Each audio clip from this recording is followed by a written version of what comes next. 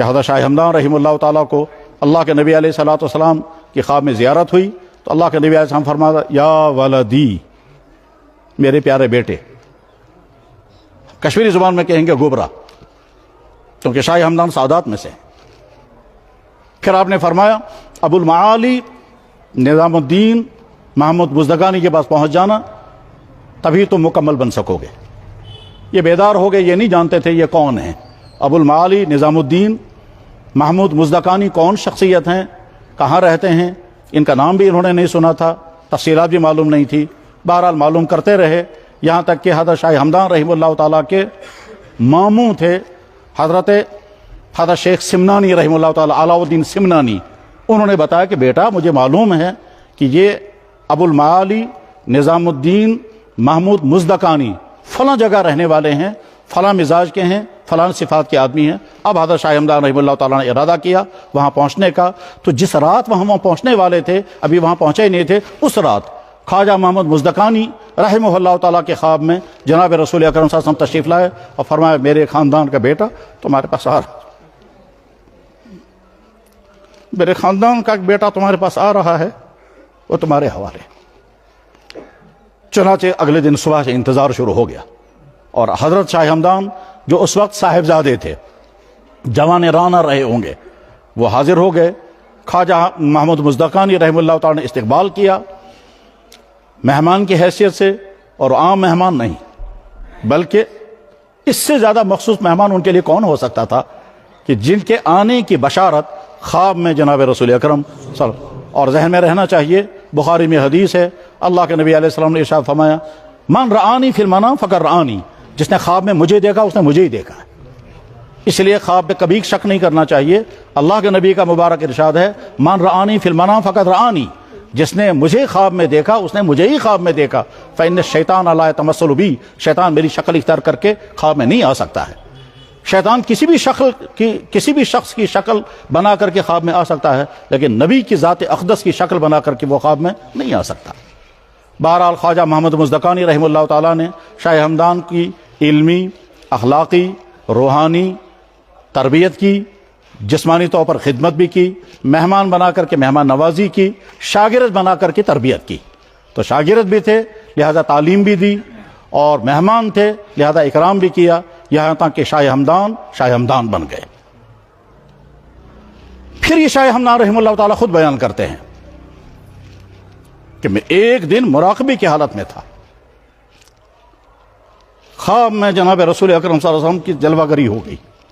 اور آپ نے فرمایا علی تم کشمیر چلے جاؤ اور وہاں جا کر کے اسلام کی دعوت دو۔ اس کے معنی یہ ہے کہ یہاں اسلام لانے کی، اسلام پہنچنے کی تاریخ بہت دور تک ہے، اور اس کے اشارے کہاں کہاں ہوئے ہیں۔ ہم کہہ سکتے ہیں کہ ہم تک اسلام کی دولت پہنچ جائے، اس کی فکر روحانی دنیا میں خود جناب رسول اکرم صلی اللہ علیہ وسلم نے کی۔ ہم یہ کہہ سکتے ہیں یا اللہ آپ کا اسلام ہم تک پہنچا مگر آپ کے نبی کے ذریعے سے نہیں، اس لیے کہ ہم اس زمانے میں نہیں اور ان کی تشریف آوری یہاں نہیں ہوئی۔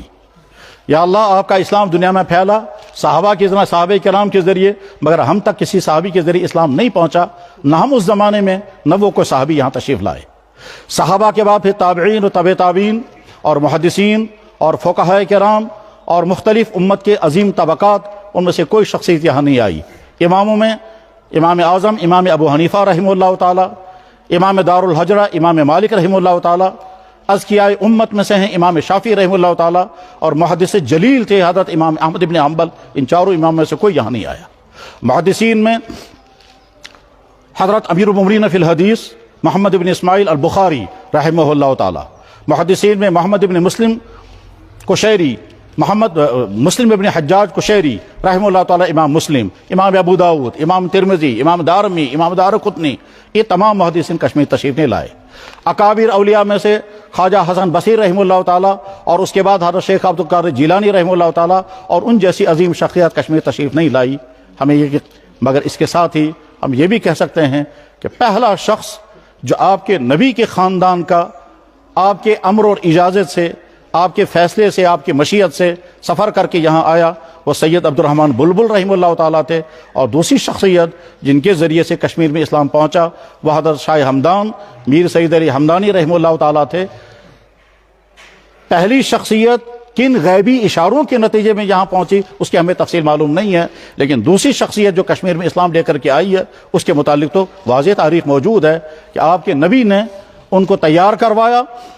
آپ کے نبی نے ان کو تیار کرایا، پہلے اپنے خاندان کے دوسرے بزرگ کے پاس بھیجا، وہاں ان کی علمی اور روحانی تربیت ہوئی، وہ شخصیت کاملہ بن گئی۔ اس کے بعد تیار جب ہو گئے پھر آپ کے نبی نے خواب میں ان کو فرمایا تم فلاں خطے میں چلے جاؤ، ورنہ شاہ ہمدان رحمہ اللہ تعالیٰ کو کشمیر میں آنے کا بظاہر کوئی امکان نہیں تھا۔ وہ کیوں یہاں آتے؟ وہ تو اپنے اس علاقے میں سب سے اونچی خاندان کی مقدس ترین شخصیت، وہاں کے سیاسی حالات میں اگرچہ ان کو مشکلات تھی، ان کے والد وہاں کے سرکاری اونچے عہدے پر فائز تھے، خاندان انتہائی معزز تھا، ہر طرح کے عیش و راحت کی چیزیں مہیا تھی ان کے پاس، پر اس کے باوجود انہوں نے وہاں سے اپنے اس پر عیش زندگی کو چھوڑ کر کے، آرام کی زندگی کو چھوڑ کر، اسلامی ماحول کو چھوڑ کر کے، چاروں طرف سے نوری توحید تھا اس ماحول کو چھوڑ کر کے، جہاں چاروں طرف سے اذانیں ہی اذانیں، جہاں چاروں طرف سے عبادت ہی عبادت تھی، اس ماحول کو چھوڑ کر کے کفرستان کی طرف اگر انہوں نے سفر کیا تو وہ سفر اسی لیے کیا، ایک تو آپ کی عنایت تھی، آپ کے نبی کی فکر مندی تھی، اور شاہ ہمدان رحمہ اللہ تعالیٰ کی قربانی تھی، اور کشمیر تشریف لائے اور یہاں آ کر کے پھر اسلام پھیلا، اور اس طرح سے پھیلا کہ شاہ ہمدان کے تشریف لانے سے پہلے یہاں کی اقلیت مسلمانوں کی تھی، بہت گنے چنے چند لوگ مسلمان تھے، ورنہ باقی تمام لوگ اسلام کی نعمت اور اسلام کی دولت سے محروم تھے۔ اور حضرت شاہ ہمدان رحمہ اللہ تعالیٰ جب تشریف لائے اور 2 سال انہوں نے کشمیر میں قیام کیا اور چاروں طرف سے اسلام کی بہار آ گئی، پھر چاروں طرف سے اذانیں گونجنے لگی۔ حضرت کا معمول اور مزاج یہ تھا کہ رات کو ایک علاقے میں پہنچ جاتے تھے، وہاں کے علاقوں کو لوگوں کو جمع کرتے تھے، ان کے سامنے اسلام کی تفصیلات بیان کرتے تھے، اسلام کا نظام رحمت، اسلام کی توحید، اسلام کی رسالت، نبی کا تعارف، اسلام کی حقانیت، اسلام کی خوبیاں، اور اس کے نتیجے میں دنیا اور آخرت میں ملنے والے انعامات، ان تمام تفصیلات کو بیان کرتے تھے۔ ادھر سے خلوص تھا، روحانیت تھی، درد تھا، قربانی تھی، اس لیے ان کی زبان میں بھی اللہ نے تاثیر پیدا کر دی تھی، جس کا نتیجہ ہوتا تھا کہ رات کو گفتگو ہوتی تھی، لوگ اپنے گھروں میں جاتے تھے، اگلے دن صبح پھر لوگوں کو جمع کرتے تھے اور اسلام کی دعوت پیش کرتے تھے، تو اکثریت اسلام میں داخل ہو جاتی تھی۔ پھر چونکہ وہ انتہائی مدبر انسان تھے، انتہائی دور اندیش انسان تھے، بلکہ یوں کہیے اس وقت کی روئے زمین میں جو چند منتخب ترین افراد تھے روئے زمین پر، ان میں سے شاہ ہمدان رحمہ اللہ تعالیٰ بھی تھے۔ یہی وجہ ہے کہ علامہ اقبال نے شاہ ہمدان کے متعلق فرمایا، آن سید السادات سالار عجم دست او معمار تقدیر امم، یہ سیدوں کا سردار اور اجمیوں کا سالار ہے، ایسا لگتا ہے کہ اللہ نے اس کے ہاتھ میں کنجی دی ہے، جس قوم کی تقدیر تم بدلنا چاہو اس کنجی سے بدل سکتے ہو۔ یہ اقبال کے شاعرانہ خیالات ہیں، یعنی عقیدت پیش کر رہے ہیں کہ شاہ ہمدان کی عظمت اور شخصیت اس درجے کی تھی۔ 2 سال یہاں قیام کیا، اس کے بعد پھر یہاں سے مختلف ملکوں کا سفر ہوا، اس میں سرندیپ بھی گئے جہاں حضرت آدم علیہ السلام کو جب جنت سے اتارا گیا تھا، شری لنکا کے جزیرہ ہے، جیسا کہ عام طور پر تاریخ کی کتابوں میں لکھا ہوا ملتا ہے، تو حضرت شاہ ہمدان وہاں پر بھی گئے اور حضرت آدم علیہ السلام کی قبر پر جا کر انہیں فاتحہ پڑھے۔ اس کے بعد پھر حرمین کا سفر کیا۔ اس زمانے میں جو مسلم مملکتیں تھیں، یعنی جو عالم اسلام تھا، اس عالم اسلام کے ہر جگہ تک شاہ ہمدان رحمہ اللہ تعالیٰ پہنچے ہیں۔ اس میں ترکی، پورا عراق، پورا ایران، شام، مصر، حلب، حرمین شریفین، یمن اور موجودہ سارا بر صغیر حتیٰ کہ شری لنکا، اس پورے خطے کا دورہ شاہ ہمدان رحمہ اللہ تعالیٰ نے کیا، اور جس جگہ جو بھی شخصیت ہوتی تھی اس شخصیت کے پاس جاتے، اس کے بعد قیام کرتے، ان سے علم حاصل کرتے، ان سے روحانیت حاصل کرتے۔ حضرت شاہ ولی اللہ محدث دہلوی رحمہ اللہ تعالیٰ نے لکھا ہے کہ میر سید علی ہمدانی نے 400 اکابر علماء سے وظائف لیے ہیں، اور ان وظائف کا مجموعہ ہے اوراد فتحیہ۔ اس اوراد فتحیہ میں حضرت شاہ ہمدان رحمہ اللہ تعالیٰ نے ساری باتیں جمع کی ہیں، اور ایک خاص بات اس میں اپنی طرف سے نوٹ فرمائی ہے جس کو پڑھنے والے پڑھتے ہیں، اور وہ یہ کہ ایمان والے روزانہ صبح یہ عہد کریں کہ یا اللہ جو اسلام کی دولت آپ نے ہم کو عطا فرمائی ہے، ہم وعدہ کرتے ہیں اسی اسلام پر ہم باقی رہیں گے۔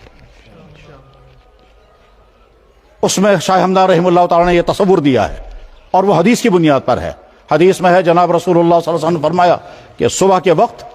فرشتے آتے ہیں جن کو دن بھر اعمال لکھنے ہوتے ہیں، تو صبح کے وقت فرشتوں کی آمد ہوگی۔ شاہ ہمدان رحمہ اللہ تعالیٰ نے اوراد فیض میں تصور دیا کہ ایمان والے مسجد میں بیٹھے ہوں گے یا اپنے گھروں میں ہوں گے یا خانقاہ میں ہوں گے اور فرشتوں کی آمد ہوگی، تو پہلے تم فرشتوں کو سلام پیش کرو، اگرچہ تمہیں وہ نظر نہیں آ رہے ہیں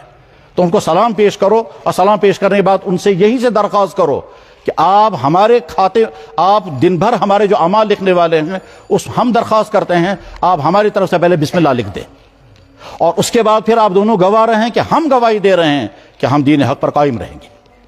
الفاظ مبارک ہیں مرحبا بالصباح الجدید وبالیوم السعید وبالملکین الکاتبین الشاہدین۔ میں مبارکباد کرتا ہوں ان دو فرشتوں کو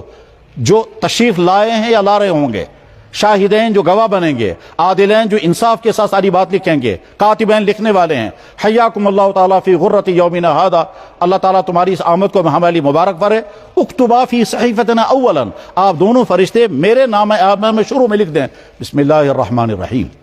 واشہدا، آپ دونوں فرشتے گواہ رہے ہیں بیانا نشہد ان لا الہ الا اللہ وان محمد رسول اللہ۔ پھر آگے فرمائیں علی ھذہ شہادۃ نحیا وعلیہا نموت، ہم عہد کرتے ہیں اسی اسلام پر ہم قائم رہیں گے۔ میرے بھائیوں، اس کشمیر کی تاریخ اور کشمیر کی سرزمین کی اس مقدس ترین جگہ سے اگر یہاں کے اہل ایمان کو کوئی پیغام دیا جا سکتا ہے تو وہ یہ کہ ہم عہد کر کے اٹھیں گے انشاءاللہ جو اسلام کی دولت اللہ نے ہم کو عطا فرمائی ہے، کسی بھی حال میں اس ایمان اور اسلام کی دولت کو اپنے ہاتھ سے چھوٹنے نہیں دیں گے۔